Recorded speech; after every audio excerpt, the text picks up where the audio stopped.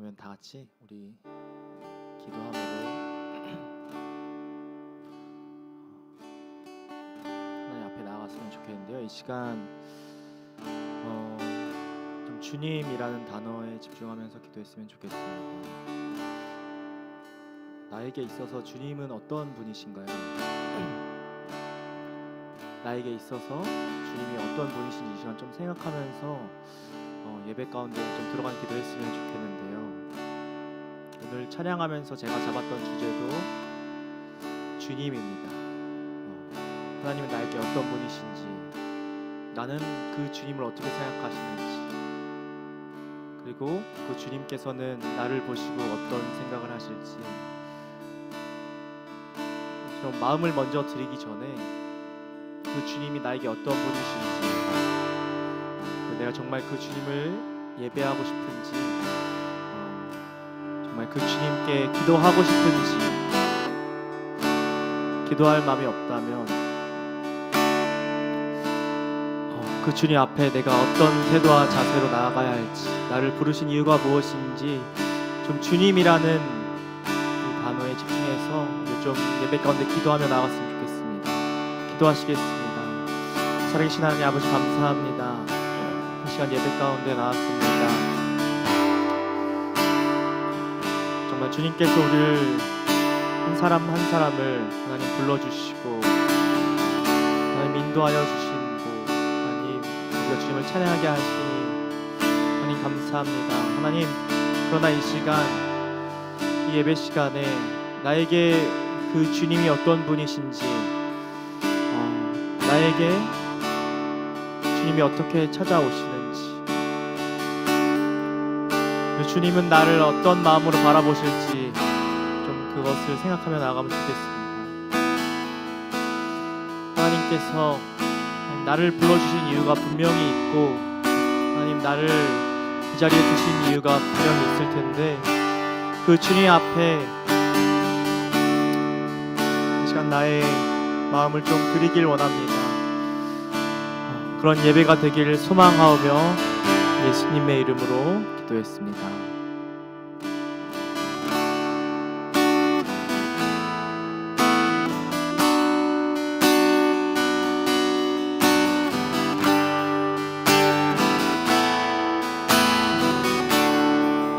주를 위한 이곳에,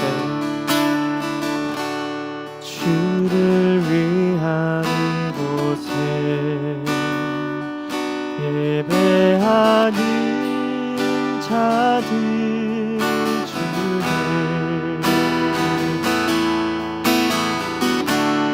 그가 찾는 이 없어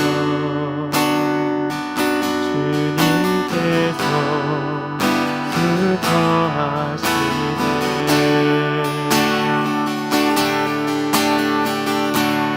주님이 찾으시네. 한 사람 그의 대장, 내가 그 사람 되길 간절히 주께 예배하네. 주내로 이곳에 서 있네. 주님께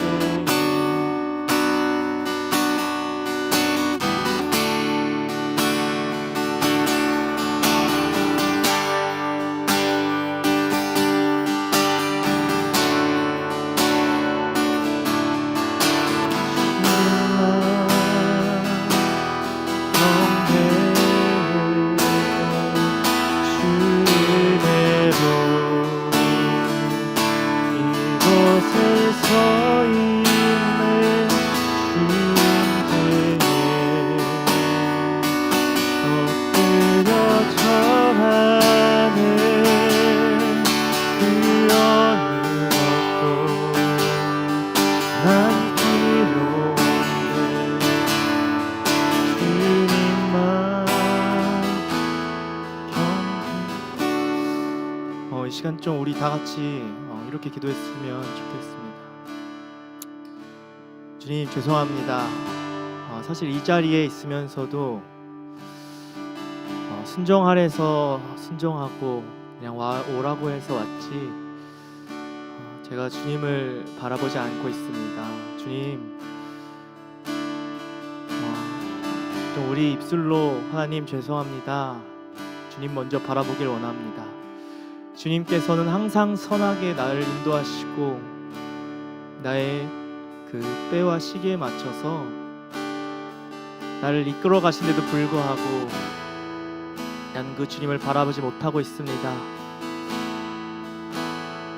지금부터라도 다시 그 주님을 바라보며 나아가는 제가 되길 소망합니다. 이런 마음으로 좀 잠잠히 주님 앞에 기도하며 나아갔으면 좋겠습니다. 주님 그렇습니다.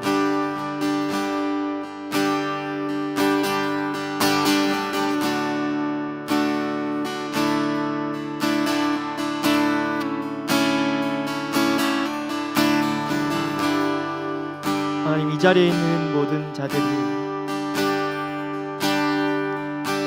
주님이 찾으시는 자 되기를 원합니다.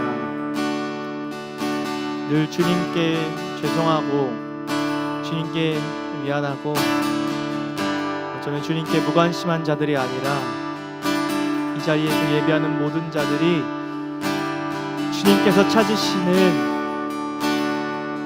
그런 한 사람 되기를 원합니다.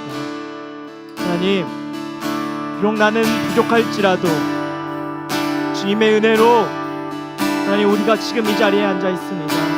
이 시간 그 은혜를 바라보면서 나아갈 때 하나님 주님의 은혜 외에 내가 아무것도 보이지 않습니다. 주님의 은혜 외에 내가 아무것도 필요하지 않습니다. 나의 생각과 나의 계획보다 먼저 주님의 임재 앞에 내가 무릎 꿇고 그 앞에 기도하며 나아가는 하나님 그런 툴로스 되게 하여 주시옵소서. 주님의 뜻 외에는 아무것도 서지 못하게 하시고 오직 주님의 뜻만 나의 인생 가운데 이루어지게 하여 주시옵소서. 시간 다시 한번 이 찬양 고백하며 나아갈 때 이 마음 담아서 주를 위한 이곳에 찬양하며 나아가시겠습니다. 주를 위한 이곳에 예배하는 자들 주의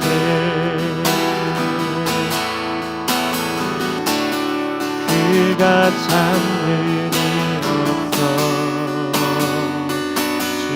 주님께서 슬퍼하시네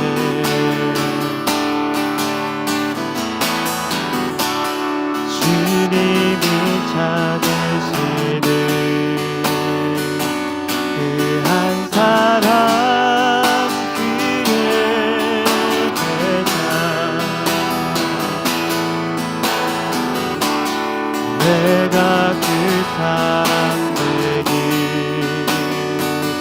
간절히 주께 예배하는 주 은혜로 이곳에 서 있네 주 인생에 엎드려 절하네 그 어느 것도 나 필요 없네 주님만 경배해 주 은혜로 이곳에 서 있네 주 인재에 엎드려 절하네 그 어느 것도 난 필요 없네 주님만 경배 주대로 주 은혜로 이곳에 서 있는 주 인재에 엎드려 절하네 그 어느 것도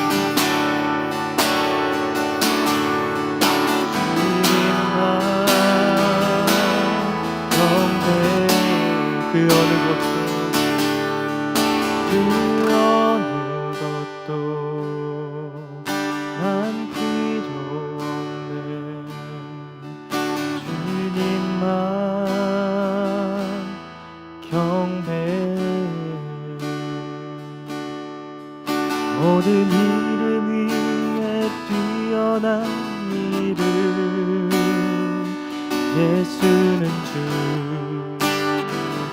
예수는 주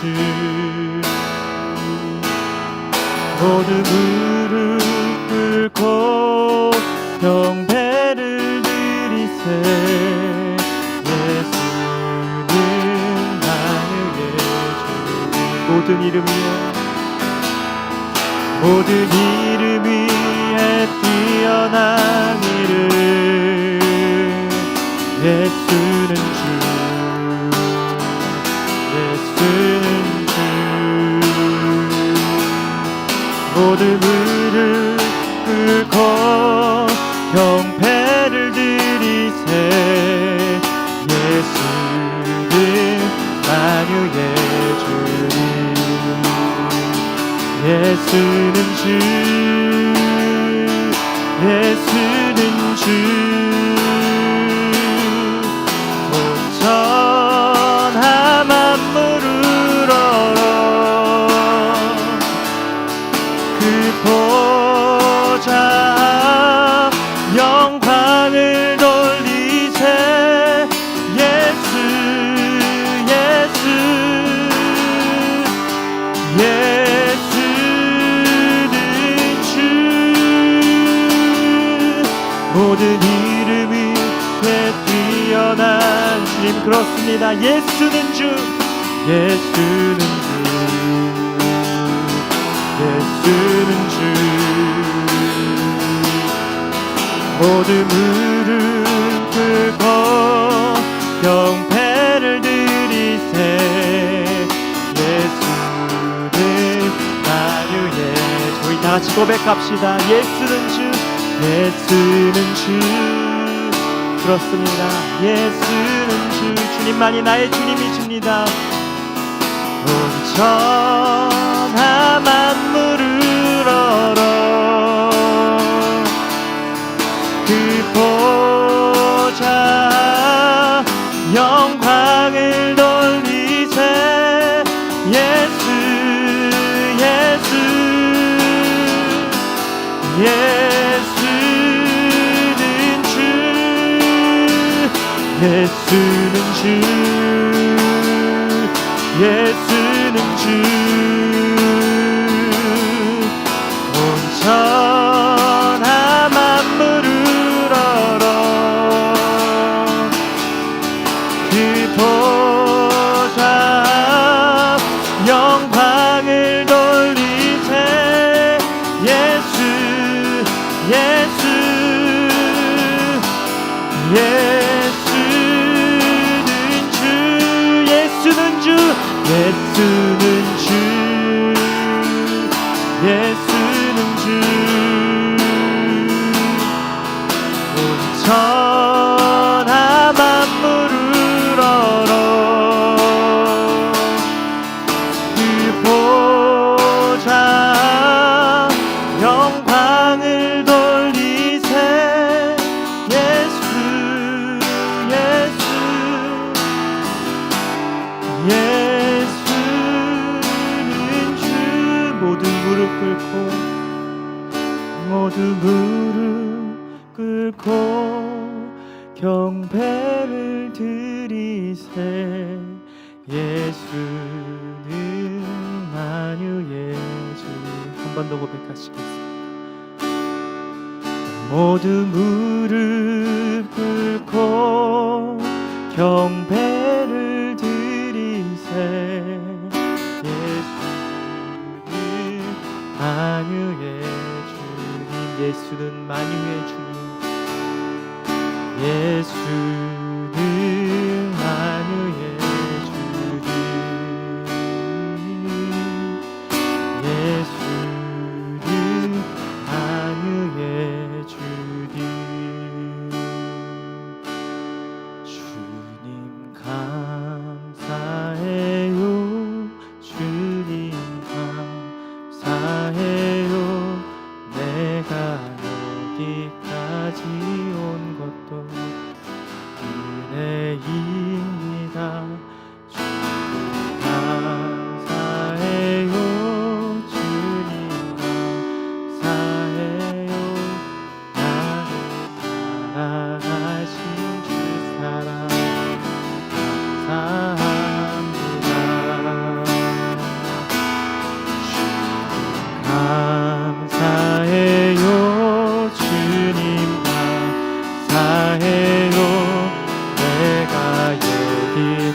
여기까지 온 것도 은혜인 주님,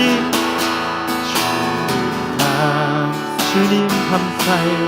주님 감사해요. 나를 사랑하신 주 감사합니다.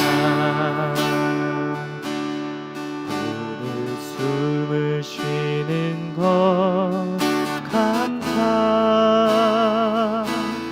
나를 구원하신 것 감사.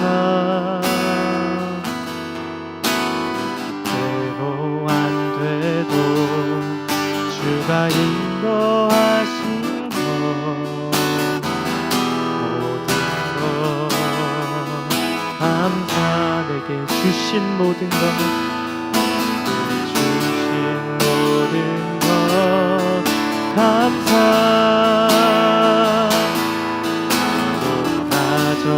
가져가심도 감사. 고난 주셔서 주뜻 알게 하신 것, 모든 것 감사. 주님 감사해요. 주님 감사해요. 내가 여기까지 온 것도 은혜입니다. 감사해요. 주님 감사해요. 나를 사랑하신 주 감사합니다. 숨을 쉬는 것 감사. 나를 구원하신 것 감사. 때로 안 돼도 주가 인도하신 것, 모든 것 감사. 항상 주 안에 있음 감사. 주 안에 있음 감사. 참된 소망 주심도 감사. 소망 주심도 감사. 나 같은 사람도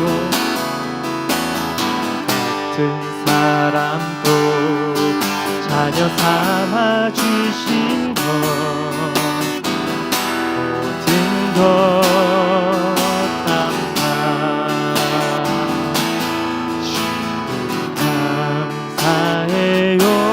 주님 감사해요. 내가 여기까지 온 것도 은혜입니다. 감사해요. 주님 감사해요. 나를 사랑하신 주 사랑 감사합니다.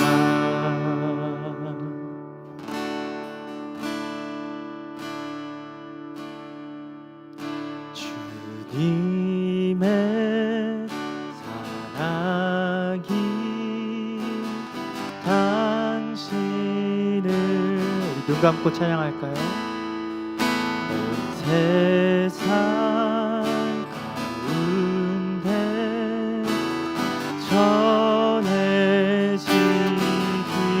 전해지기를,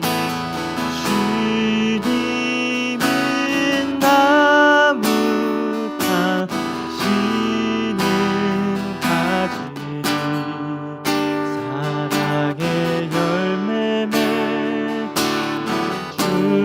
축복해요. 주님의 축복이, 주님의 축복이 당신을 통해 온 열방 가운데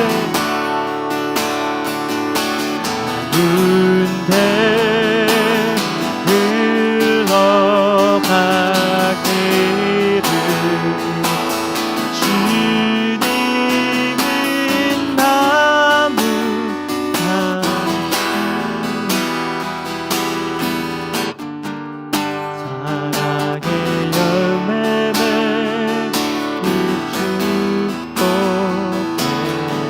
목소리 높여 찬양하시겠습니다. 주님의 사랑, 주님의 사랑이 당신을 더해온 세상 가운데 전해지기를 주님은 나무 당신은 가지니 사랑의 열매 맺을 축복해요. 마지막으로 주님의 축복이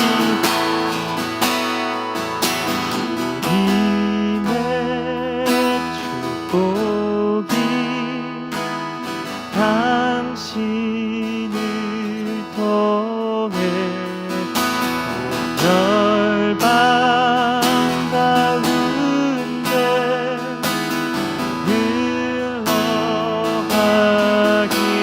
흘러가기를 주님은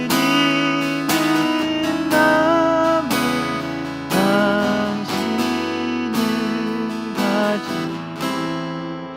사랑의 열매 맺을 축복해요. 한 번만 더 고백할게요. 주님의 사랑이 주님의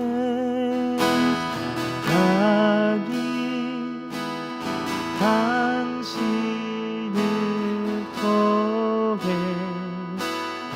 세상 가운데 전해지기를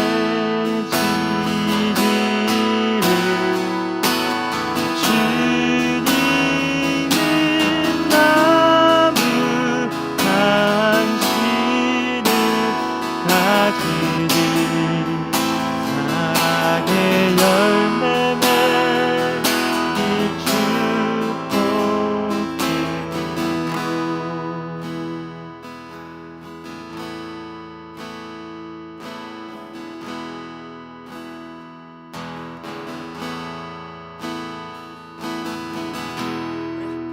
한 가지만 좀 기도했으면 좋겠습니다. 우리가 은혜를 너무 많이 잃어버립니다. 하나님이 우리를 긍휼히 여기신다는 것, 하나님 우리를 사랑하신다는 것, 하나님이 우리를 원하고 바라고 계신다는 것, 그 마음을 잘 알지를 못합니다. 끊임없이 예배는 종교적 행위가 되고 말씀을 읽고 우리의 노력은 점점 가득 차지만 그와 같이 하나님의 은혜도 차올라야 되는데 주님의 은혜와는 멀어지는 삶을 사는지 모르겠습니다. 주님, 제가 이 자리에 긍휼한 자로, 죄인으로, 부족한 자로 당신 앞에 섭니다. 하나님, 하나님의 사랑이, 하나님의 은혜가 없으면 살 수 없는 자임을 고백합니다. 주님, 이 예배를 나에게 은혜를 주기 위하여 부르심을 믿습니다. 주님, 우리에게 은혜를 허락하여 달라고 함께 마음을 모아 기도하시겠습니다. 하나님 아버지, 우리가 이 자리에 왔습니다. 연약한 마음으로 이 자리에 섭니다. 부족한 자들입니다. 온전히 예배를 드릴 심력도 아니고 온전히 하나님을 바라볼 심력도 아니고 그런 자들이 이 자리에 왔습니다. 주님, 은혜를 구합니다. 하나님의 말씀을, 하나님의 마음을 받기 위하여 이 자리에 왔습니다. 우리의 어떤 행위가, 우리의 어떤 노력이 우리를 구원하는 것도 아니고 우리가 무언가 잘하고 무슨 형식이 좋고 찬양이 좋아서 예배가 드려지는 것도 아닙니다. 순전히 당신이 없으면 살아갈 수 없는 자들이기 때문에 온전히 하나님을 바라보지 않으면 우리의 믿음이 설 수 없는 자들이기 때문에 주님의 마음이 우리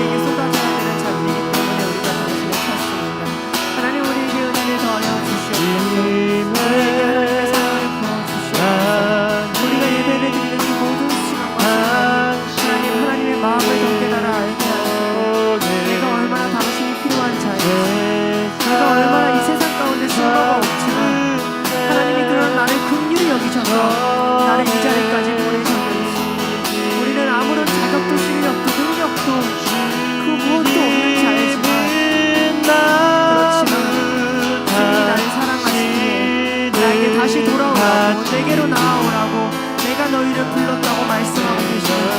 하나님 그 음성을 그 부르심을 우리가 들을 수 있도록 하나님 도와주시옵소서. 하나님 붙들어 주시옵소서. 하나님 아버지 감사합니다. 주님 앞에 예배드릴 수 있음이 기쁨입니다. 하나님께 나아올 수 있음에 감사드립니다. 주님 그리고 죄송합니다.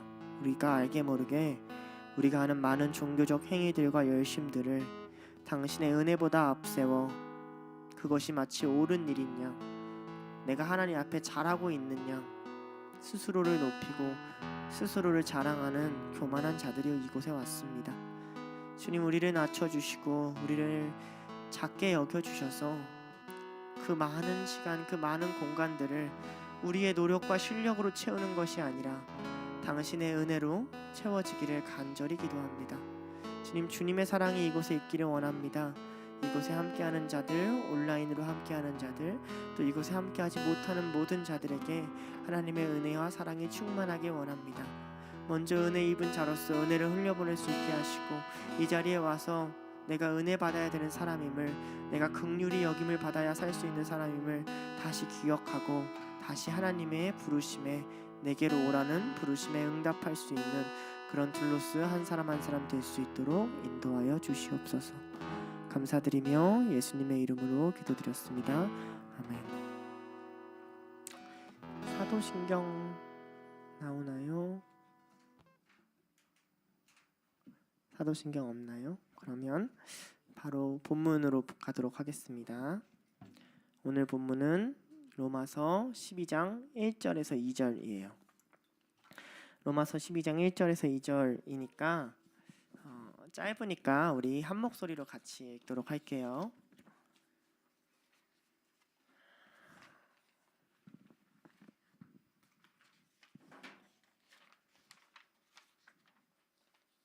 잠시만요. 여러분 찾는 동안.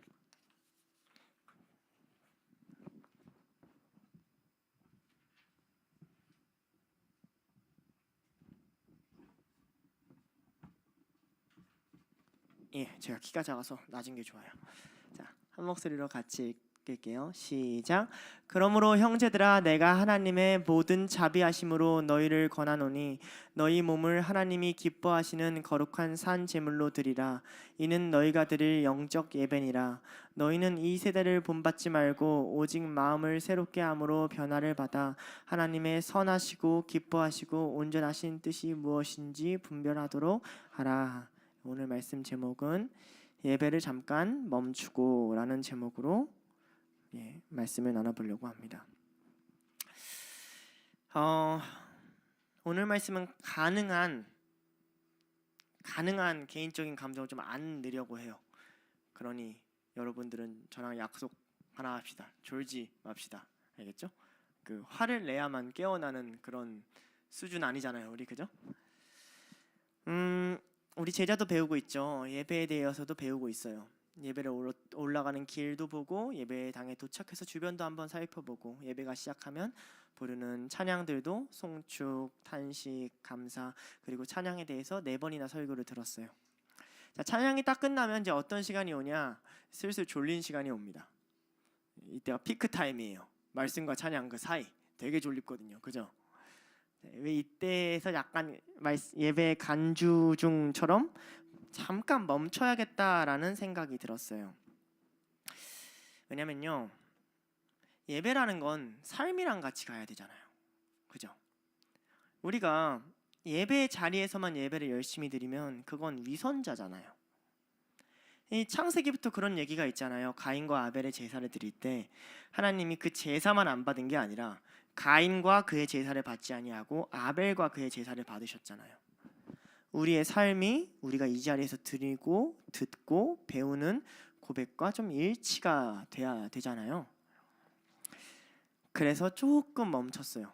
오늘 여러분들에게 은혜가 임하기를 원하는데 그 은혜 중에 한 측면은 굉장히 강한 찔림이므로 여러분에게 찔림이 임하길 원하고 그게 제 개인적인 말이 아니었으면 좋겠어서 제가 가능한 목소리 톤을 높이지 않고 말씀을 전해보려고 합니다. 좀 어려운 주제예요. 왜냐하면 어렵거든요.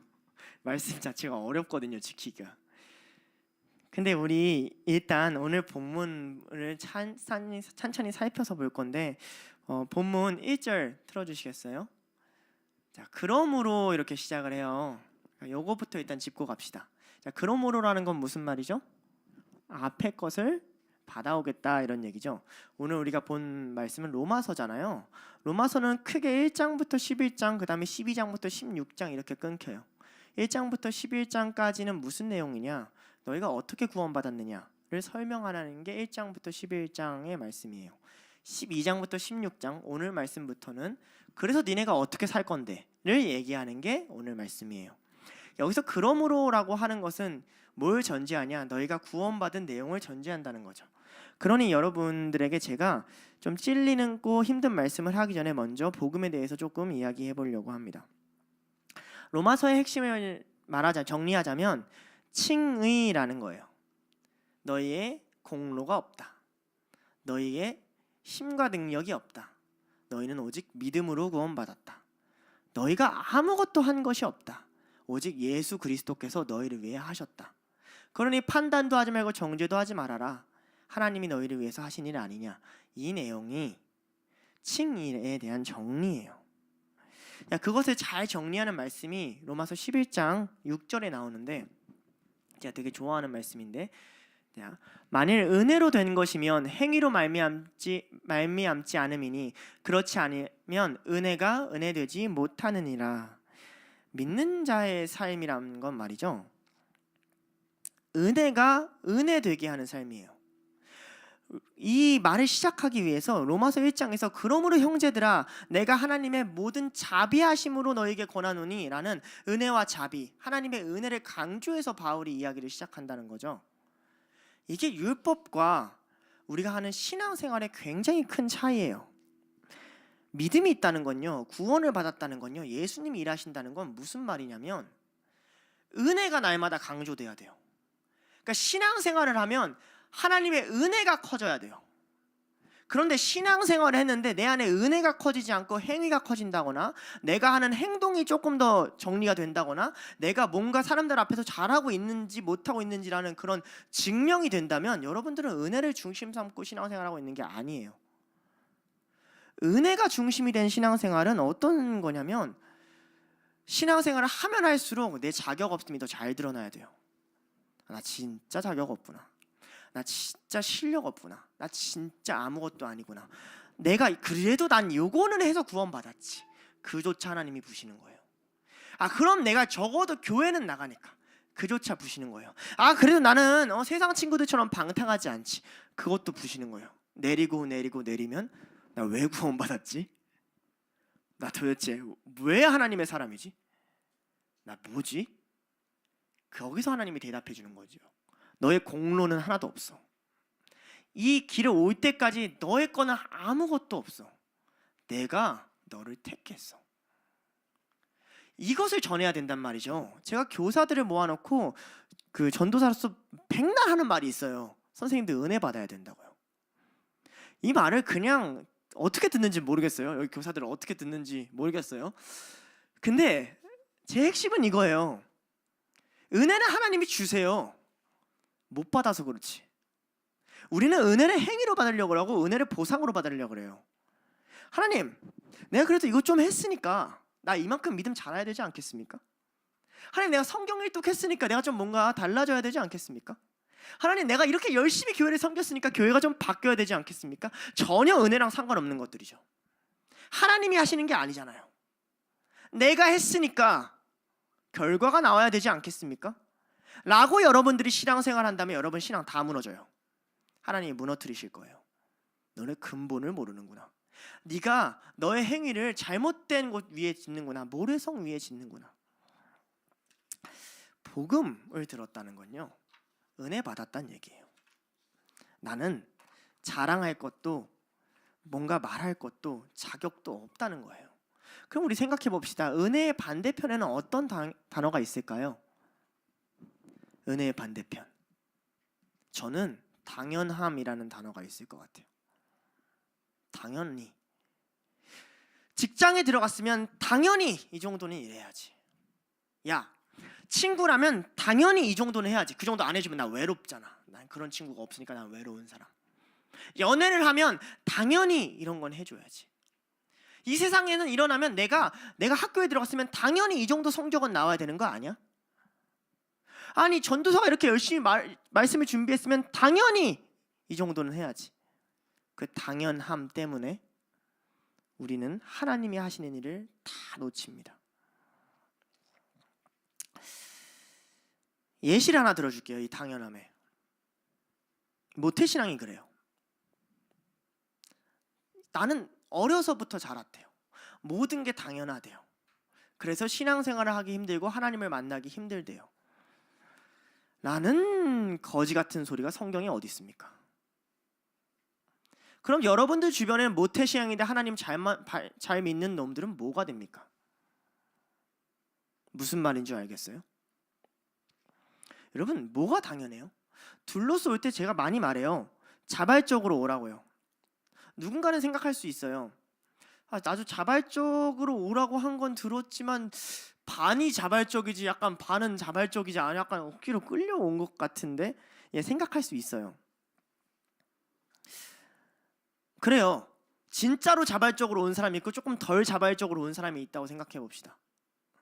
근데 조금 진짜로 자발적으로 온 사람이 더 자기의 마음이 확고하고 하나님 앞에 잘 나올까요? 아니면 조금 끌려온 사람이 더 하나님 앞에 잘 나올까요?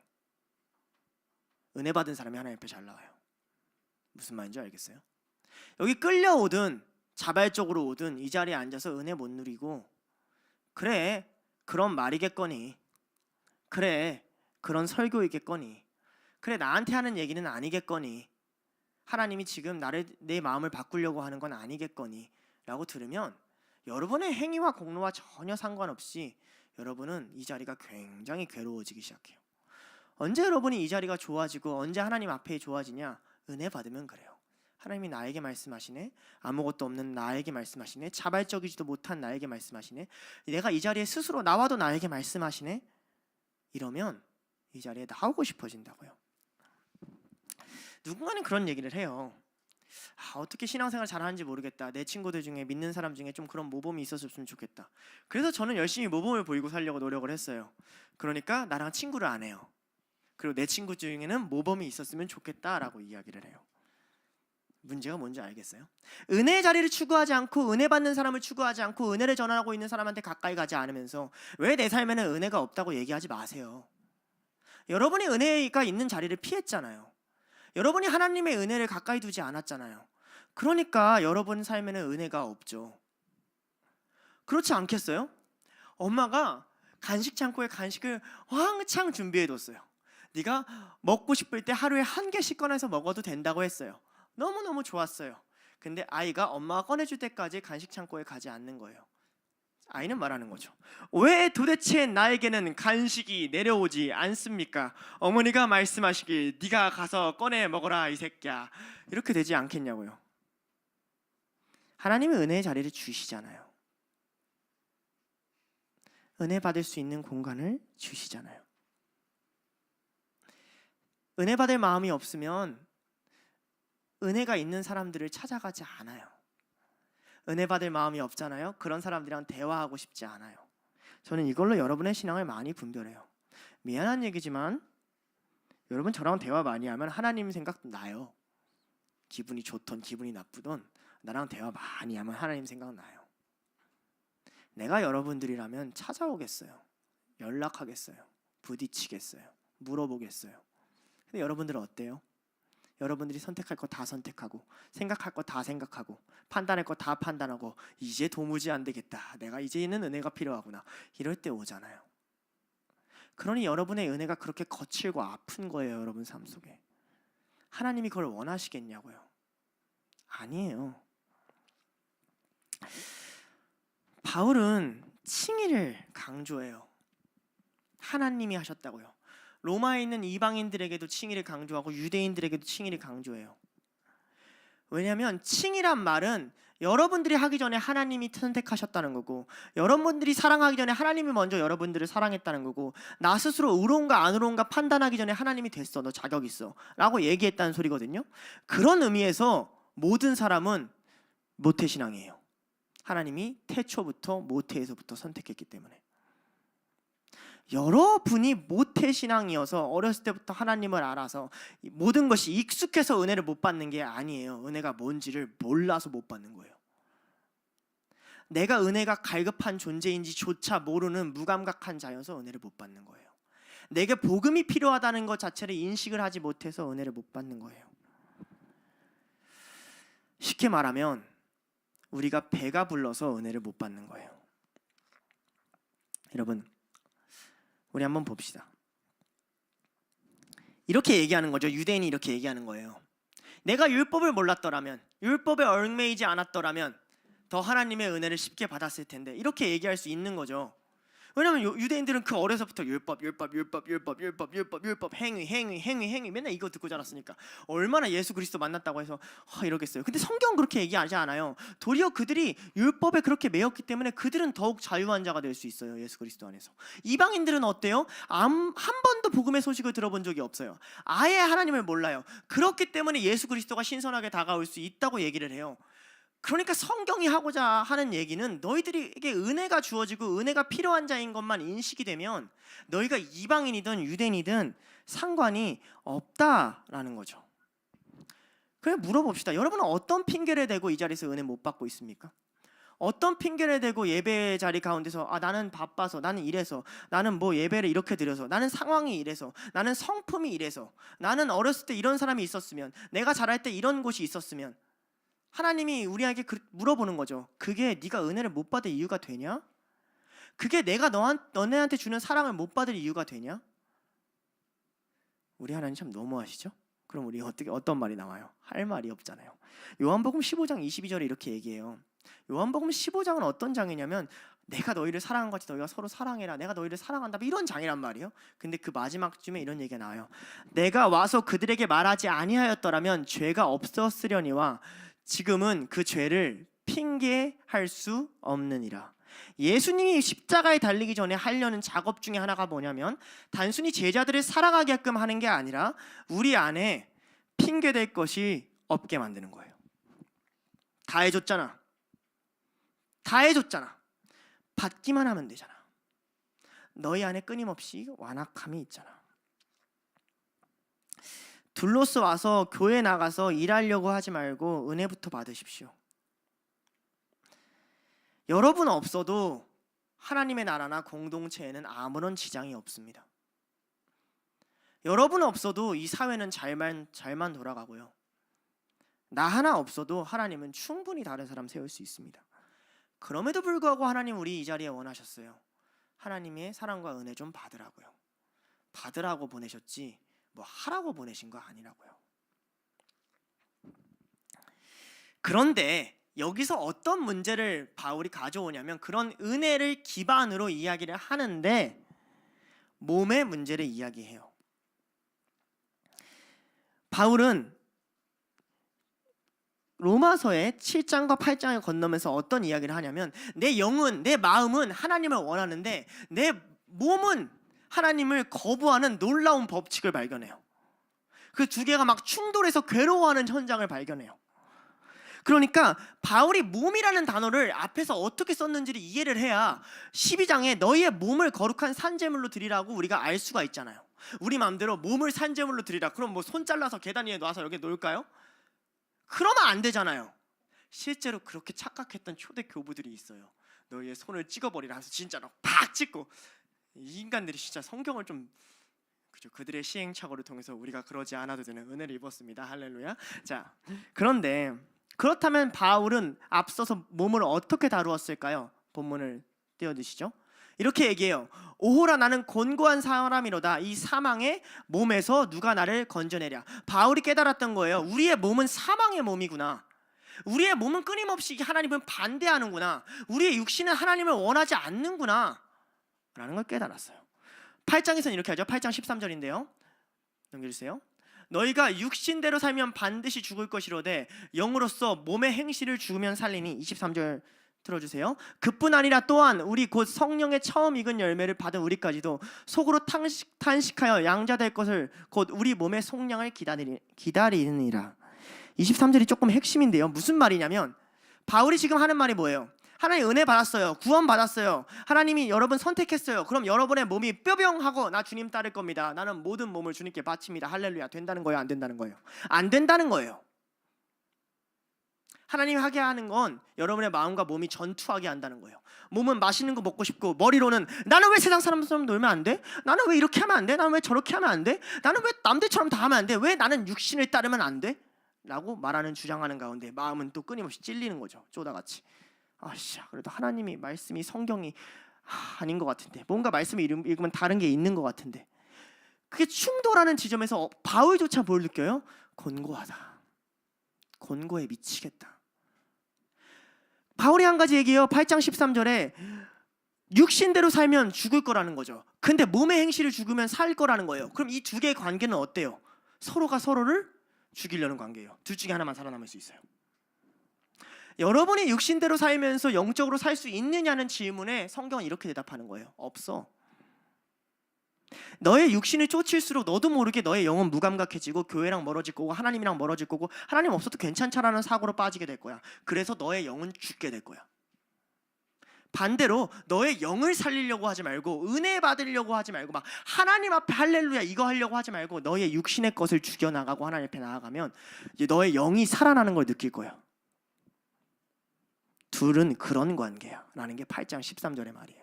그런데 이 관계가 어떤 관계냐면 23절 한 번 더 다시 들어주시겠어요? 성령의 처음 입은 열매를 받았어요. 우리 안에 성령님 계시다고요. 하나님이 살아 움직이신다고요. 그러니까 말씀이 들리고 말씀이 보이고 찬양도 하게 되고 가끔 감동도 받고 할렐루야 막 나오고 좋을 때도 있는데 우리의 몸이 아직 안 변하니까 속으로 탄식하여 몸이 속량될 것을 기다리게 된다는 거죠. 하나님, 이 몸뚱아리는 도대체 언제 바뀔까요? 예배란 이제 12절에 1절의 말씀이 다시 나오는 거죠. 예배란 그 몸을 주님께 내어드리는 거예요. 마음은 하나님이 주관하셔. 너희의 마음의 은혜는 내가 줄 거야. 너희의 생각과 마인드는 내가 만들어 갈 거야.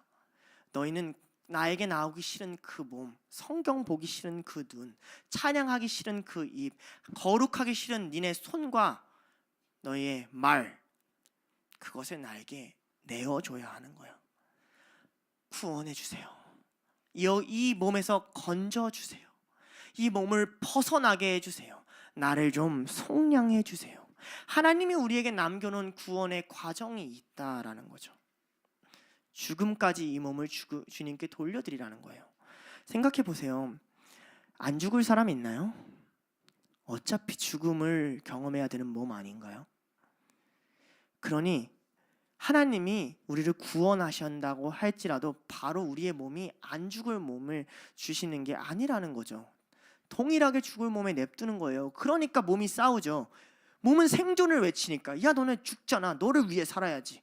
네가 하루라도 더 즐거워야지. 근데 마음은 영원을 알았어요. 나 하루라도 안 살아도 돼. 나 영원한 나라가 있어. 근데 몸이랑 마음이랑 미친 듯이 충돌하는 거죠. 아니야 너 죽을 것 같아. 느낌으로는 죽을 것 같은데 오늘 하루를 잘 살아야 될 것 같은데 더 맛있는 거 먹어야 될 것 같은데 내일이 안 올 것 같은데 아니야 나 영원한 나라가 있다고. 하나님 이 몸을 속량해 주세요. 바울의 다른 편지에서도 몸을 이렇게 얘기합니다. 고린도전서랑 고린도후서의 몸을 대해서 자세히 다루는데 고린도전서 9장 27절입니다. 내가 몸을 어떻게 해요? 복종하게 함은 내가 남에게 전파한 후에 도리어 버림을 당할까 두려워함이로다. 6장 15절입니다. 너희 몸이 그리스도의 지체인 줄 알지 못하느냐? 내가 그리스도의 지체를 가지고 창녀의 지체를 만들겠느냐? 결코 그럴 수 없느니라. 자, 첫 번째로 고린도전서 9장에서는 그럼 몸을 어떻게 해야 됩니까? 쳐서 복종시켜야 돼. 말 들어 이 새끼야. 주님 뜻대로 거룩해져야지. 보지 마. 안 좋은 건 제발. 싸워야 된다고요. 고린도전서 6장은 무슨 말입니까? 몸으로 악한 자들이랑 어울리지 말라는 거예요.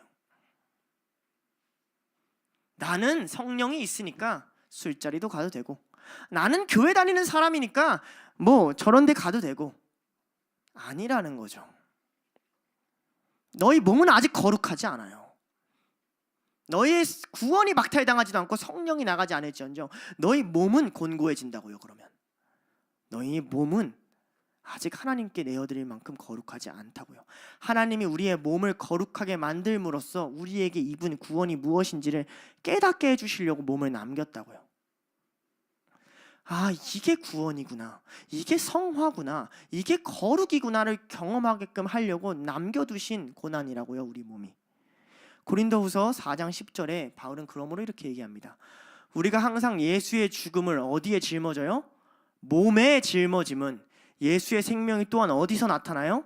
몸에 나타나게 하려 함이라. 소마 같은 단어예요, 헬라어로. 하나님은 이렇게 얘기하지 않아요. 너희의 마음에 예수의 생명이 나타나게 하려 함이라. 아니요, 너희 마음에는 이미 예수의 생명이 있어요.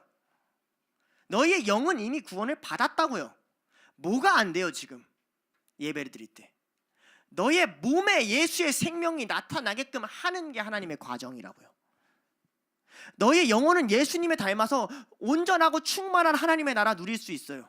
때로는 그래서 내가 진짜 하나님과 하나 된 것 같은 감격도 누릴 수 있고요, 하나님이 나를 꼭 품에 안고 있는 사랑도 누릴 수 있어요. 나의 영은 하나님이 구속하셨으니까. 그런데 내 몸이 그걸 못 느낀다고요. 그래서 하나님이 그 마음과 몸을 맞춰가는 과정을 살라고 우리에게 인생을 주셨다고요. 이 안에 예배가 있는 거예요. 예배는 우리의 몸을 드리는 과정이에요. 우리의 몸에 예수님의 흔적이 남게끔 해주는 거예요. 바울 자신의 몸에는 어떤 예수님의 흔적이 있을까요? 바울은 끔찍한 건강의 문제를 시달렸습니다. 그렇죠. 바울처럼 무리하면 몸이 망가지고 박살나니까요. 여기서 말하는 바울의 몸이라는 건 바울의 정신 상태까지 의미해요. 육체적인 모든 걸 의미하거든요. 바울은 아마 간질이 있었던 것 같아요. 너무 고난을 당한 나머지 생겼을 수도 있어요. 바울의 초기에 보면 간질 있는 사람처럼 보이지 않거든요. 어느 순간 뇌가 미쳐가지고 발작을 일으키고 거품을 물고 강단에서 쓰러졌겠죠. 사람들은 너가 그렇게 그리스도를 열심히 전하는 걸 척하더니 너가 사탄이 들렸구나 라고 비방을 했겠죠. 바울이 이게 너무 괴로운 거예요. 바울은 또 뭐 했나요? 40대를 감한 매를 3번 맞았어요. 죽을 거 가까이서 맞았고 돌을 맞았어요. 그의 몸이 어떨 것 같아요? 그런데 바울이 그 과정에서 그 몸에 대한 하나님한테 긍휼을 부탁해요. 고린도후서 12장 7절에서 9절이에요. 여러 계시를 받은 것이 지극히 크므로 너무 자만하지 않게 하시려고 내 육체의 가시 곧 사탄의 사자를 주셨으니 이는 나를 쳐서 너무 자만하지 않게 하려 하심이라. 이것이 내게 떠나가기를 위하여 내가 3번 간구하였더니 나에게 이르시기를 내 은혜가 내게 족하도다. 이는 내 능력이 약한 데서 온전하여짐이라 하신지라. 그러므로 도리어 크게 기뻐함으로 나의 여러 약한 것들에 대해서 자랑하리니 이는 그리스도의 능력이 내게 머물게 하려 함이라. 육체의 가시를 주셨다고요. 하나님, 나 이것만 벗어나게 해주면 안 돼요. 사역하는 데 방해가 되잖아요. 하나님, 내가 하나님 안 따르겠다는 거 아니잖아요. 돌도 맞고 다 할게요. 이것만 벗어나게 해주면 안 돼요. 하나님이 이렇게 얘기하는 거죠. 네가 받은 계시가 크다. 너 이거 없으면 너 자만한다. 너 교만해진다. 그러니 어떻게 해요? 이것을 통해서 내가 너를 쓸 거야, 이거예요. 바울이 저것을 고백함으로 얼마나 많은 사람들이 하나님께 돌아왔는 줄 알아요? 내가 약하다고 여기는 것들. 유명한 찬양 있죠. 약할 때 강함 대신에. 그분이 저 본문을 읽고 회복됐어요. 그분이 동성애자였거든요. 하나님을 믿었는데 그게 해결이 안 됐거든요. 육체적인 문제가. 그것이 해결되는 날 바울의 고백을 보고 해결되는 날 적은 찬양이 그거예요. 여러분, 내 몸이 언제 바뀔까 고민해요. 여러분도. 나는 언제쯤 이 성품에서 벗어날까? 나는 왜 이렇게 모질일까? 내 몸은 왜 그럴까? 내 정신은 왜 그럴까? 하나님 말하는 거죠. 네 은혜가 내게 족하다. 그 약함을 치유해서 네가 강해져서 세상에 드러내는 게 아니라 네가 연약한 그 몸이 있음으로써 은혜를 받게 하려 함이라. 이게 하나님의 싸움이에요. 근데 우리는 지금 무슨 싸움을 하고 싶어 하죠? 은혜 받고 싶어 하는 게 아니에요. 솔직히 말하면 이 땅에서 내 몸이 더 나았으면 좋겠는 거예요. 내 입술이 이 땅에서 더 좋았으면 좋겠는 거예요. 내 귀가 이 땅에서 더 행복했으면 좋겠는 거예요. 사실상 하나님의 것을 추구한다고 하나님께 은혜를 달라고 말하지만 정확히 그 마음속을 들여다보면 육신의 것을 추구하고 있는 거예요. 그러니까 여러분의 예배는 은혜를 받지 못하는 거예요. 여러분이 약한 데서 주님이 강해지십니다. 은혜가 안 되죠. 하나님이 여러분을 치유하는 방식이 인정이 안 되죠. 병을 낫게 하는 게 치유인데 병이 아니게 하는 치유를 해버리시니 화가 나죠.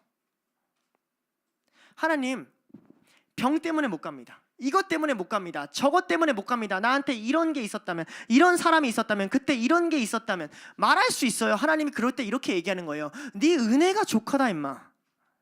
그것을 통해서 내가 너한테 은혜를 주려고 한다. 너의 부족한 그것이 곧 은혜를 받는 통로야. 그러니 너의 몸을 나에게 주어라. 너의 몸을 나에게 주어라. 몸은 죽음으로 예수님을 받아들이고요, 영은 생명으로 예수님을 받아들여요. 여러분의 몸이 죽을수록 예수님과 가까워지고요, 여러분의 영은 점점 더 살아날 거예요. 로마서 12장 1, 2절의 구조가 그렇게 돼 있어요. 1절은 몸에 대한 것, 2절은 마인드, 마음에 대한 거거든요. 1절은 몸을 제물로 바치라 그러고 2절은 너희의 마음을 새롭게 할 거라 그러거든요.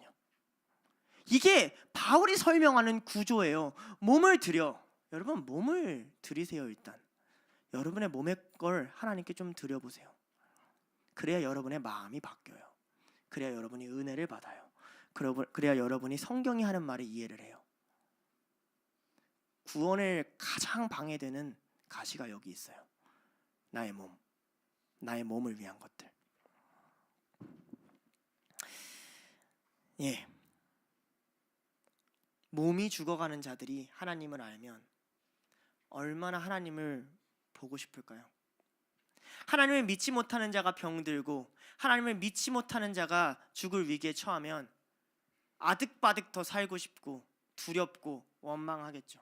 근데 진심으로 부활을 믿고 진정으로 예수 그리스도의 생명이 안에 있는 사람이라면 그때쯤 되면 주님, 나 그냥 주님 곁으로 가고 싶어요. 나 영원한 나라를 소망합니다. 이런 고백이 나오지 않겠어요? 우리의 몸이 죽는 게 대수가 아니잖아요.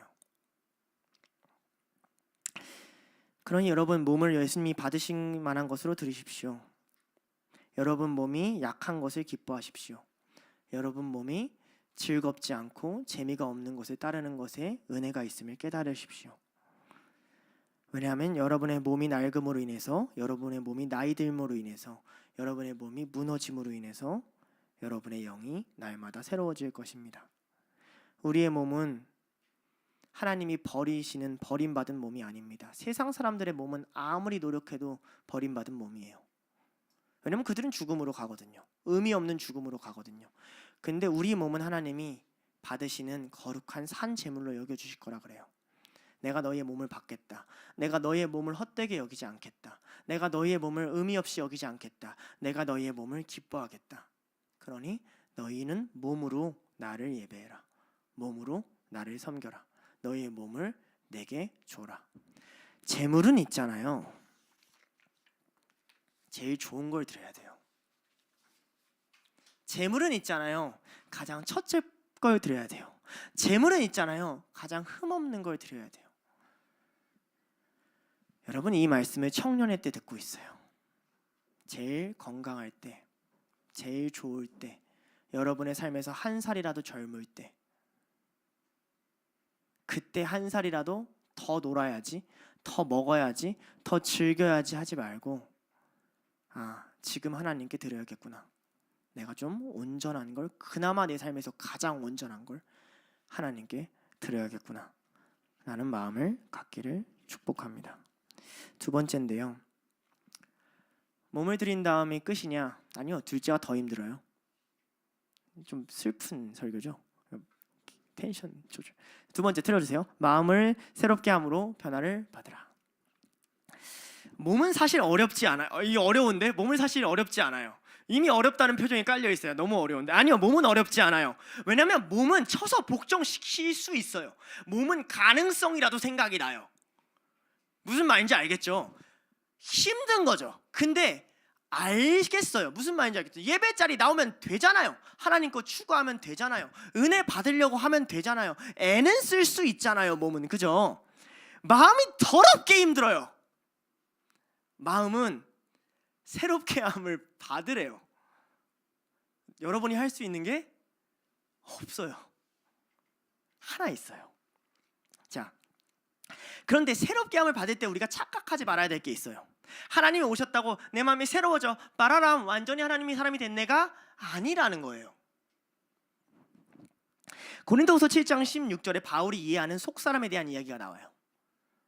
그러므로 우리가 낙심하지 아니하노니 우리의 겉사람은 낡아지나 몸은 죽어가죠. 우리의 속사람은 어떻게 해요?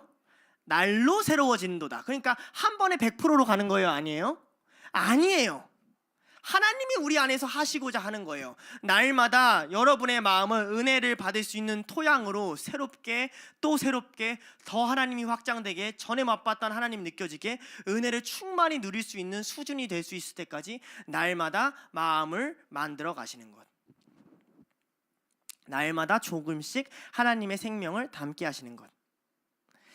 마치 어린아이가 일주일이 다르게 자라가듯이 진짜 3살짜리 4살짜리 보면 매주 올 때마다 애들이 크거든요. 짱 신기해요.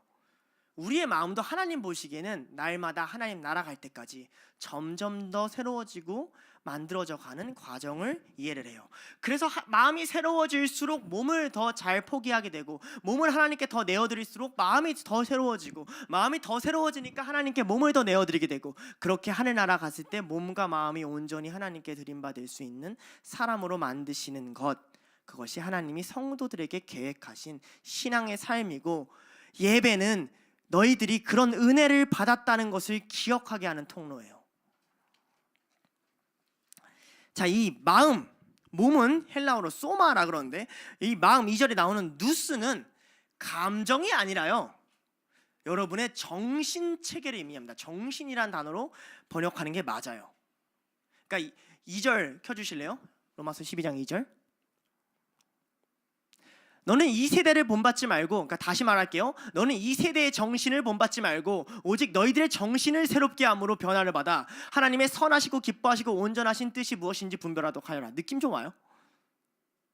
약간 마음을 변화를 받아 하니까 우리가 약간 내 마음을 샤라랑 돼가지고 나는 모든 사람을 사랑해, 막 이런 느낌이 아니라 다른 생각 방식, 다른 사고 방식을 가져라, 이런 거죠. 근데 이 세대는요, 바울이 살던 그 세대를 의미하는 게 아니에요. 바울이 말하는 이 세대는 앞에 말하는 하나님의 자비하심으로 권하노니와 반대되는 하나님의 은혜를 모르는 그 세대를 의미하는 거예요. 그러니까 시간의 의미가 아니라요, 은혜를 모르는 이 세대를 본받지 말라는 거예요. 그럼 이 세대의 마음은 어떨까요? 이 세대의 정신은 어떨까요?를 알기 위해선 바울이 이 정신에 관해서 다른 편지들에게 어떻게 인용하고 있는지를 찾아보면 돼요. 바울은 디모데전서 6장 5절에 이렇게 얘기해요. 마음이, 정신이 부패하여지고 진리를 잃어버려 경건을, 이익과 방도를 생각하는 자들의 다툼이 일어나느니라. 여러분의 정신이 부패하고 썩었대요. 성령님의 일하심을 느끼지 못하는 거예요. 그러니까 경건을, 여러분이 할 수 있는 거룩을, 여러분이 하는 신앙생활을 이익의 방도로 생각하는 거예요. 이 말이 무슨 말이냐? 말씀을 읽는 것 자체가 복이에요. 그렇지 않아요? 사랑하는 사람과 시간을 보내는 게 복이지, 사랑하는 사람이 내 집을 사줘야 복이에요?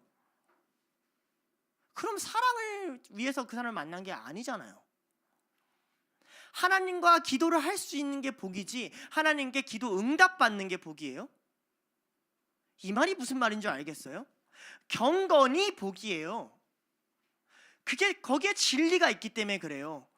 그런데 이 사람이 마음이 썩으니까, 정신이 부패하니까 어떻게 되냐면 경건은 도구이고 다른 이익을 생각한다는 거예요. 마치 이런 거랑 같죠. 목사인데 한 영혼을 살리는 것이 핵심이 아니라 성도 수를 불러 모으는 것이 핵심이라면 여러분은 그 교회가 타락했다고 여기지 않겠어요? 그럼 여러분의 신앙은 타락하지 않았나요? 여러분의 정신은 썩지 않았어요? 하나님을 쫓는 삶 그 자체로 의미 있지 않아요? 하나님의 종되는 삶 그 자체로 의미 있는 거 아니에요? 모르겠죠? 여러분 연예인의 팬사인회 가요? 연예인 만나러 가는 거 아니에요? 연예인을 만나서 팬 사인을 얻은 다음에 그걸로 내가 돈을 벌어야지. 진짜 팬이 아니잖아요. 경건을 유익의 방도로 여기면 안 되잖아요. 둘러서 와서 공동체가 주는 혜택 있겠죠. 여기서 있으면 말씀 배우겠죠. 신앙 떨어지지 않겠죠. 그러려고 와요? 그러려고 오면 여러분 은혜 못 받아요. 이곳에 오는 것이, 주의 종되는 것이, 주님과 관계하는 것이, 당신을 사랑하는 것이 나에겐 유익입니다 라고 얘기해야 은혜를 받아요. 그게 썩은 정신이라는 거예요. 그런 자들이랑은 어떻게 돼요? 다툼이 일어나요. 끊임없이 교회 안에서 여러분 충돌할 거라고요. 그런 사고를 갖고 있으면 세상 사람들이랑도 충돌하고요. 경건마저 자신의 유익의 도구로 삼으니까. 또 이 마음에 대해서 로마서 1장 28절에 이렇게 얘기합니다. 또한 그들이 마음에 하나님 두기를 싫어하며 하나님께서 그 상실한 마음대로 내버려 두사 합당하지 못한 일을 하게 하셨으니, 여러분의 마음이 썩었다는 사실, 이 세대의 마음의 특징. 요한복음 15장 25절. 그러나 이는 그들의 율법에 기록된 바 그들이 왜 미워해요? 나를 왜 미워해요? 이유 없이 미워한다 한 말을 응하게 하려 함이라. 누군가 저한테 이런 질문을 하였어요. 하나님 믿는 게 뭐가 좋아요? 제가 반대로 물어봤어요. 하나님 믿는 게 뭐가 나쁜데? 사랑하라고 하지, 평강 얻으라고 하지, 은혜 받으라고 하지, 함께하는 법 알려주지. 뭐가 나쁜데 하나님 믿는 게? 성경 읽는 게 왜 안 좋은 건데? 말씀대로 살고 진리를 추구하는 게 뭐가 나쁜데? 여러분 삶에 뭐가 나빠요? 나쁜 거 있어요? 솔직히 말해봐요. 뭐가 나빠요? 없잖아요. 근데 나쁘게 느껴요. 이유 없이 미워하게 함이란 이 세대의 정신이에요. 세상에 하나는 왜 미워하는 줄 알아요? 까닭 없이 미워해요. 까닭 없이 미운 마음이 있어요. 그리고 나서 이유를 찾아요. 이래서 저래서 말씀이 이래서, 그때 본문이 이래서, 목사님이 이래서, 교회가 이래서, 공동체가 이래서. 아니요, 그거 이유 아니에요. 하나님 그 핑계를 거둬가도 여러분 안에 미운 마음이 여전히 남아있어요. 여러분은 본질적으로 하나님을 쫓으려고 하는 사람들이 아니에요. 그러니까 이 마음을 새롭게 함을 받아야 돼요. 여러분은 적어도 이건 인식해야 돼요. 여러분이 할 수 있는 수준은 어디냐면, 새롭게 하는 건 못하지만 이 말씀을 듣고 이 세대를 본받지 않으려고 애를 쓰는 건 해야 돼요. 하나님, 나 이 세대 본받기 싫습니다. 아이들은 있잖아요. 일단 권위자의 말을 아니라고 부정하고 싶어요. 애들이 얼마나 웃긴 줄 알아요? 설교를 하다 보잖아요. 아니래요. 그냥 무조건 아니래요. 아니, 돌에 맞으면 사람이 아니래요. 자기는 돌을 피할 수 있대요. 이상한 소리나 하고 있어요. 제 돌을 한번 이러면 자, 왜요? 우리가 하나님한테 그러니까요. 나한테 도전하는 거겠어요? 아니요. 권위자에게 그냥 도전하고 싶은 마음이 있는 거예요. 아닌데? 싫은데? 아닌데? 그냥 하고 싶은 거예요. 본인도 왜 하나님을 미워하는지 몰라요.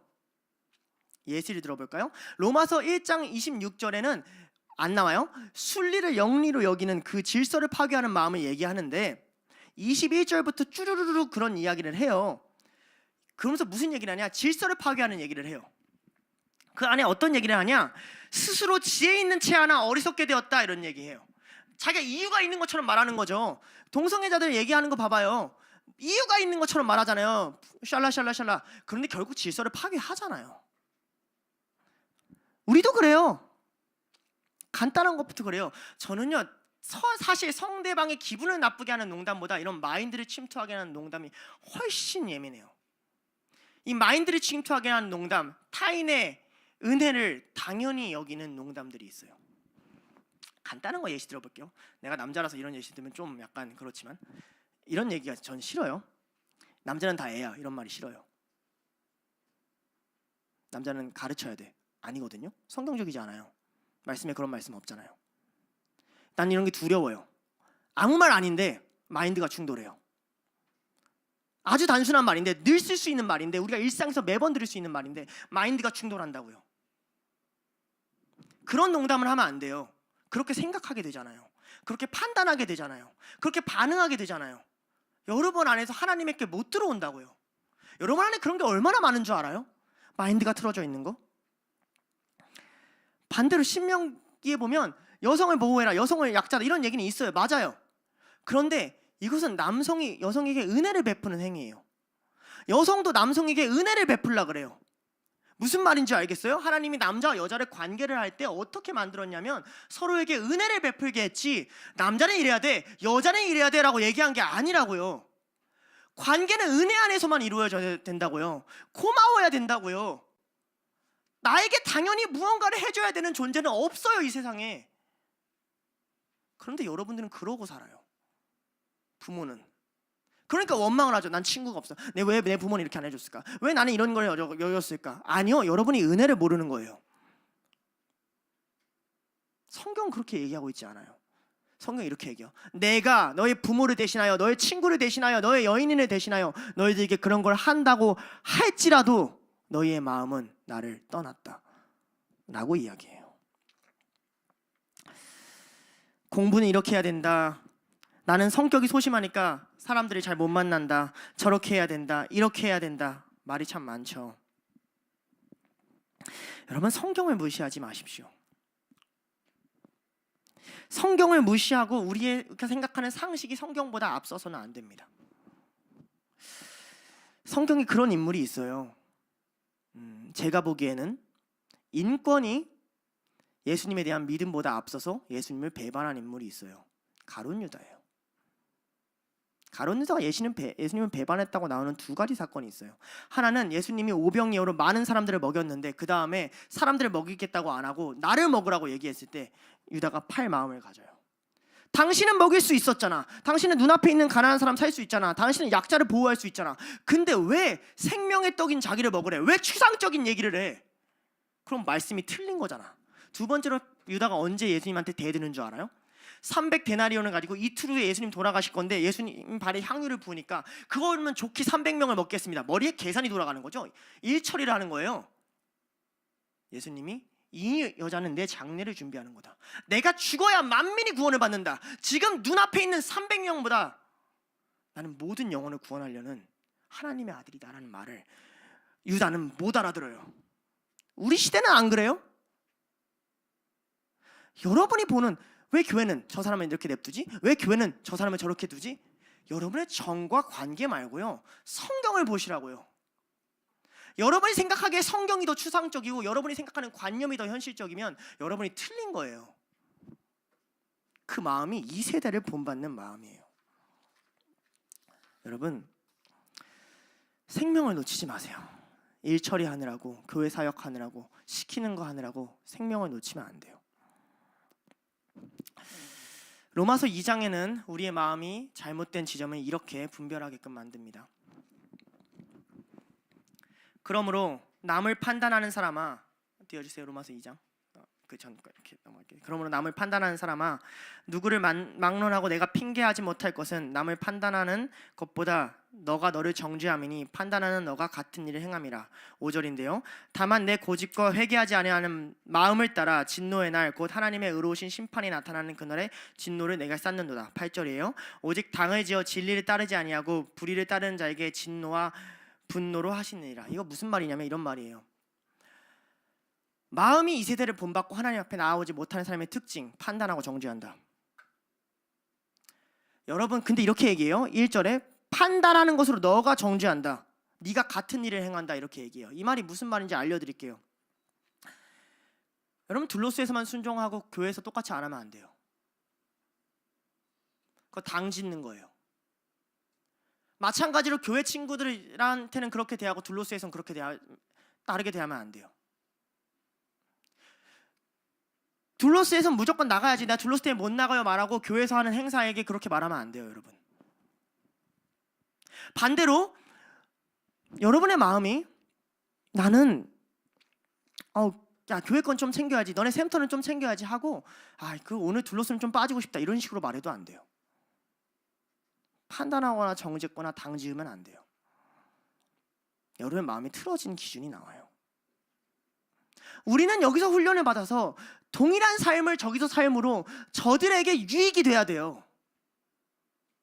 그런데 우리가 자꾸 여기서 훈련을 받아서 여기서만 유익이 된다면 여러분의 삶은 미안하지만 은혜를 끊는 삶이고 이 세대의 마음을 본받는 삶이지 하나님의 마음으로 새롭게 된 사람이 아니에요.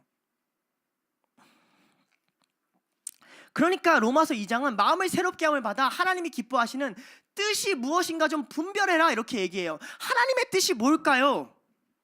하나님의 마음이 뭘까요 도대체? 에베소서 5장에는 이렇게 얘기해요. 에베소 5장 17절인데요. 그러므로 어리석은 자가 되지 말고 오직 주의 뜻이 무엇인가를 이해하라. 21절 그리스도를 경외함으로 피차 복종하라. 에베소 6장 6, 7절 눈가림만 하여 사람을 기쁘게 하는 자처럼 하지 말고 그리스도의 종들처럼 마음으로 하나님의 뜻을 행하고 기쁜 마음으로 섬기기를 주께 하듯 하고 사람들에게 하듯 하지 말라. 이 5장과 6절 사이에 뭐가 있냐면요, 아내들아, 남편들아, 부모들아, 자식들아, 종들아, 상전들아 하는 여러분의 실제적인 관계를 어떻게 할 것인가를 가르쳐요. 하나님의 뜻은 여러분들이 옆 사람에게 어떻게 관계 맺는 것에 있지 단순히 이 자리에 나서 손 들고 찬양하는 것에 있지 않다고요. 여러분, 이상형이 뭡니까? 아내들아 남편들에게 복종하라 이렇게 말합니다. 교회가 그리스도에게 말하듯이 복종하라. 어디 교회가 하나님께 함부로 얘기해요? 어디 교회가 하나님께 막대해요? 누가 어떤 교회 감히 그래요? 남편들아 그리스도가 교회를 사랑하듯이 사랑하라. 아내가 사랑하지 못할 점이 어디 있어요? 예수님이 우리를 사랑하지 않는 점이 어디 있는데요? 죄 짓는다고 사랑하지 않는 거 아니잖아요. 그리스도께서 교회를 위하여 죽으셨느니라. 여러분의 이상형이 이거여야죠. 나는 내 아내를 사랑하면서 죽는 사람이 되고 싶습니다. 이게 말씀대로 이상형 세우는 거죠. 아니에요? 나는 내 남편을 위해 복종하고 섬기는 자가 되고 싶습니다. 전혀 마음이 와닿지 않죠. 하나님을 알고 싶은 마음이 없으니까. 하나님의 은혜를 받고 싶은 게 아니니까. 예수님이 나를 어떻게 대하는지 알고 싶은 게 아니니까. 왜 부모가 되고 싶으세요? 아이가 귀여워서요? 아이가 너무 예뻐 보이니까요? 성경은 뭐라고 얘기하는 줄 알아요? 부모들아, 자녀들아, 너네 부모를 공경하라. 이는 너의 날이 이 땅에서 길리라. 부모들아, 너의 자녀를 노엽게 하지 말고 훈계해라. 이렇게 얘기해요. 왜 부모가 되고 싶어요? 아버지가 아들을 보내는 마음을 알려고 그렇게 돼야죠. 하나님 마음 알려고 돼야죠. 여러분, 자녀로 부모에게 뭘 바래요? 여러분, 부모에게 뭔가를 바라는 게 아니라 예수님이라면 아버지를 어떻게 보고 섬겼을까를 배우려고 그 자리에 있는 거 아니에요? 상들아, 종들아, 회사에 왜 나가요? 하나님은 여러분들 그렇게 봐본 적이 없다고요. 밥 빌어 먹으려고 너 사는 거야 부르신 적이 없다고요. 그냥 우리의 마음이 이 세대를 본받아서 그래요. 은혜가 다 끊기는 거예요. 결혼을 하는 이유가, 관계를 하는 이유가, 친구를 만나는 이유가, 사람을 사귀는 이유가 예수 그리스도가 내 친구가 된다는 것이 무엇인지 알기 위하여, 예수 그리스도가 나와 함께 한다는 것이 무엇인지 알기 위하여, 은혜가 끊기지 않기 위하여, 은혜를 받기 위하여, 은혜가 흘러가기 위하여, 그것을 위하여 하나님 내 마음을 새롭게 하여 주시옵소서 이렇게 기도해야죠. 하나님의 뜻은 가장 가까운 관계에서 시작됩니다. 가장 가까운 관계에서 뜻이 시작돼요. 데살로니가 전서에서는 하나님의 뜻이라고 나오는 게 두 개가 있어요. 데살로니가 전서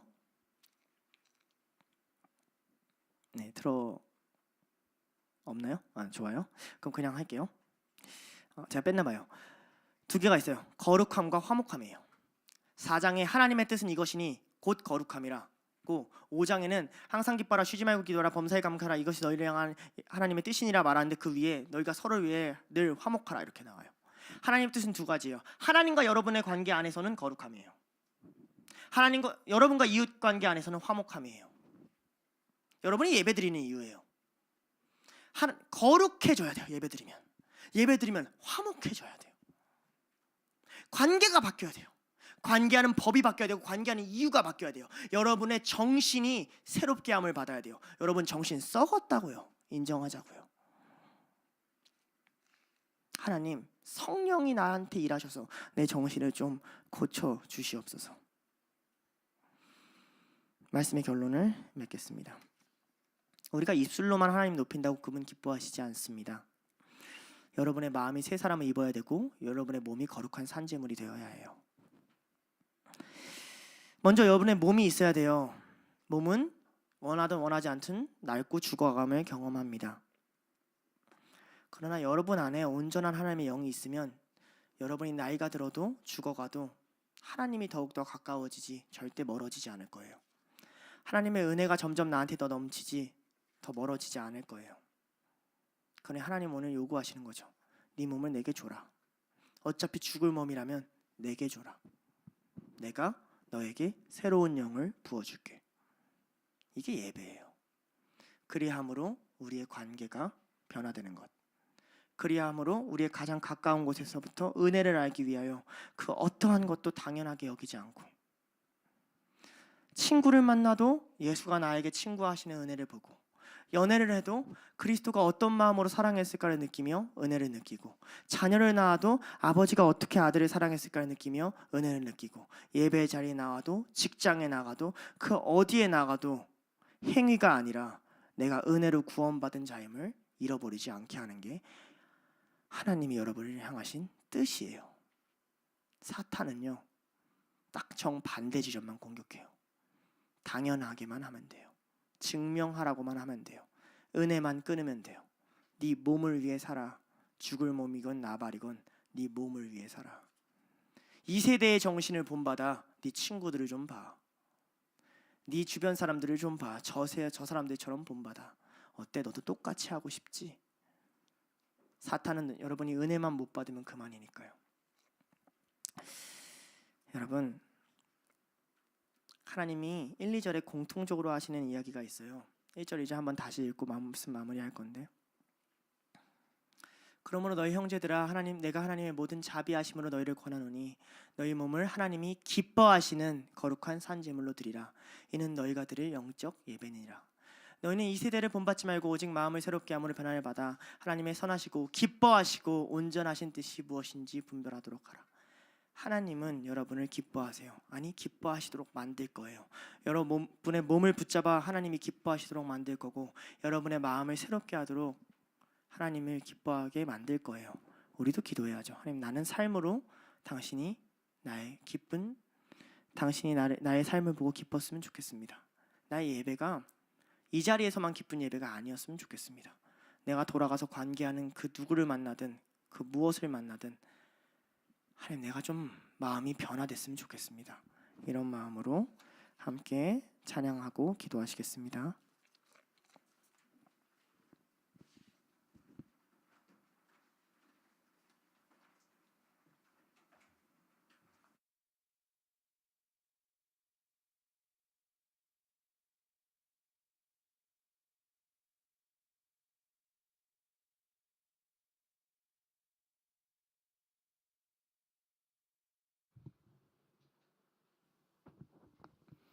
다 같이 삶으로 찬양하며 받은 말씀 가지고 기억하면서 주님께 나아가도록 하겠습니다.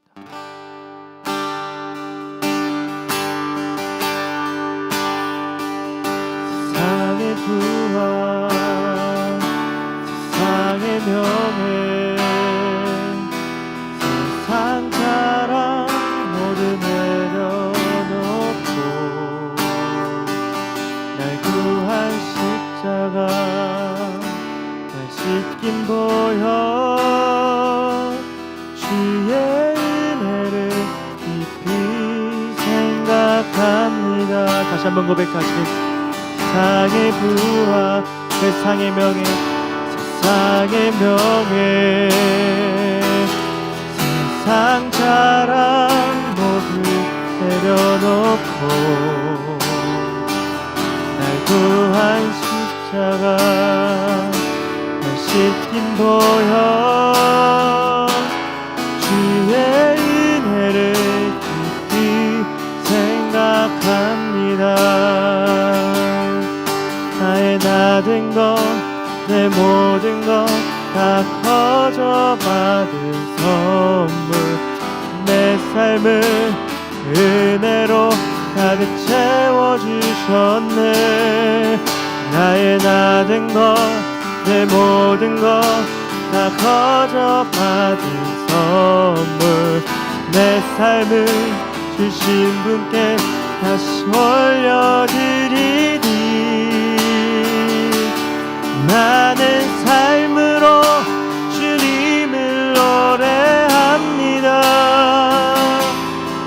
나를 통하여 주님만 높임 받으소서. 나는 삶으로 주님을 예배합니다.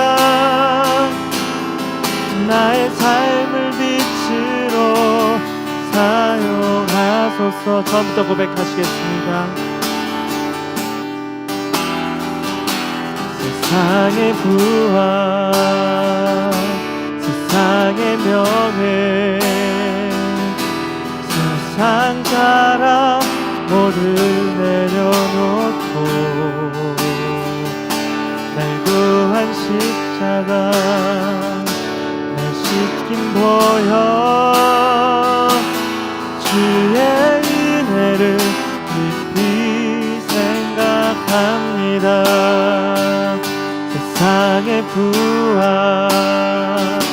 세상의 명예, 세상 자랑 모두 내려놓고 날 구한 십자가 내 씻긴 보혈,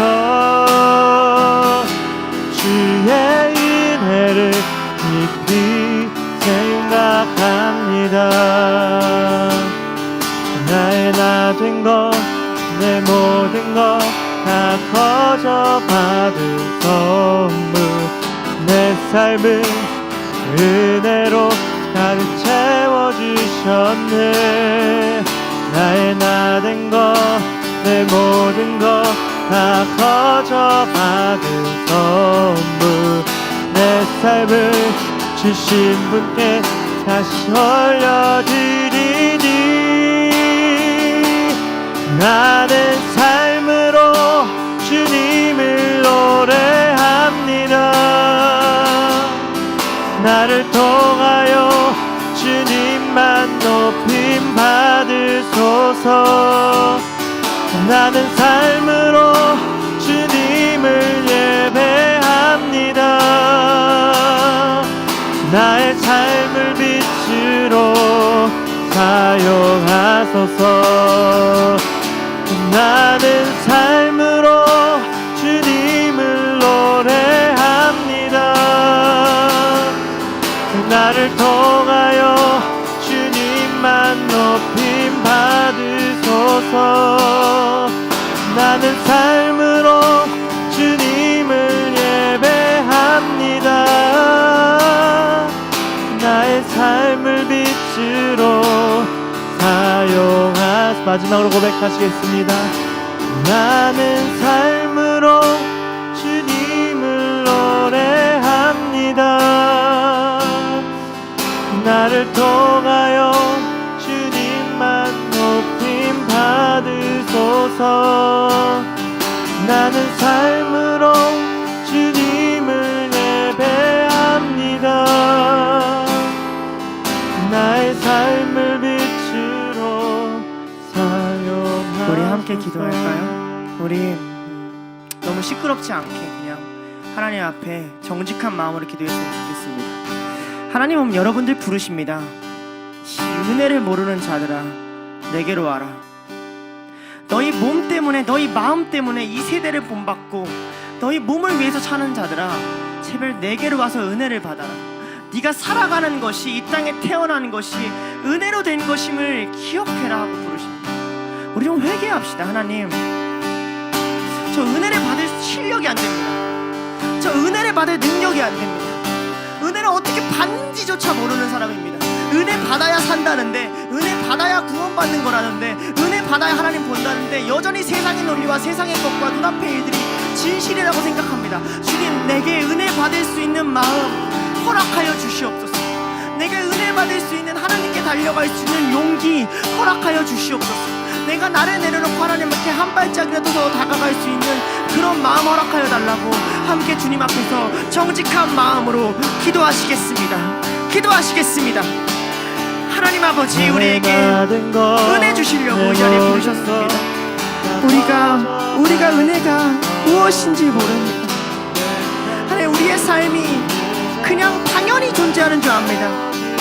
우리의 건강은 당연한 것이지, 나의 젊음은 당연한 것이지, 내가 누리는 건 당연한 것이지 나의 것은 당연히 나머지 것은 내가 얻어서 내가 벌어서 내가 노력해서 얻는 것이지 세상의 것들은 내가 소유하는 것과 소유하지 못하는 것만 있는 것뿐이지. 우리는 이렇게 기도합니다. 하나님 아닙니다. 우리 아무짝에도 쓸모없습니다. 이 세상에 우리가 왜 필요합니까? 그러나 주님이 이 땅에 우리를 태어나게 하신 것은 그 은혜를 놓치지 않고 은혜 받고 살려고 이 땅에 우리 부르셨습니다. 하나님이 자기 아들을 바쳐가면서 이루려고 했던 그것은 너희가 얻은 것이 아무것도 없다. 너희가 이룬 것이 단 하나도 없다. 하나님 우리는 그렇습니다. 우리 몸으로 이룬 것이 하나도 없습니다. 우리가 얻을 수 있는 것이 아무것도 없습니다. 이렇게 설교를 하는 것도 아무런 의미가 없습니다. 당신의 은혜가 없으면 아무런 의미가 없습니다. 우리가 모여서 예배드리는 건 아무런 의미가 없습니다. 하나님의 은혜가 없으면 이것조차 아무런 의미가 없습니다. 우리가 어떻게 변화되겠습니까? 어떻게 주를 알았습니까? 누가 주님의 마음을 알았습니까? 누가 주님의 생각을 알았습니까? 아무도 없지 않습니까? 아무도 모를 그때에, 아무도 바라보지 않을 그때에 당신이 우리를 계획하셨고 당신이 뜻하셨고 당신의 은혜를 내리셨으면 하나님 고백합니다. 하나님 당신은 우리는 아무것도 아닌 그때 하나님을 바라보게 하시는 하나님 그 은혜를 하나님 우리가 하나님 앞에 고백합니다. 주님 은혜 받을 수 있는 자들 되게 하여 주시옵소서. 마음이 불편하게 하여 주시옵소서. 찔림 있게 하여 주시옵소서. 나는 왜 은혜가 없지? 하나님 애통하게 하여 주시옵소서. 하나님 우리 변화되어야 됩니다. 하나님 이대로 가면 안 됩니다. 세상 사람들도 당신이 안타까운 눈을 보이는데 하나님 정말로 하나님의 모든 자비하심으로 하나님 저 권면합니다. 이들을 위해 기도하고 나를 위해 기도합니다. 주님 자비하시고 은혜 내려주셔서 얘기하는 거 아닙니까? 우리 멸망시키려고 죽이려고 하는 게 아니라 은혜 주려고 하는 건데 반대로 가면 은혜 못 받는데 악한 것밖에 없는데 우리는 왜 그걸 추구합니까? 왜 우리는 이유 없이 당신을 미워합니까? 하나님 우리한테 은혜 받을 수 있는 그 마음 허락하여 주시옵소서. 우리 두 번째로 기도하겠습니다. 우리 두 번째로 기도할 것은 우리 육신을 위해 좀 기도합시다. 오라 나는 곤고한 사람이로다. 누가 이 사망의 몸에서 나를 건져내랴.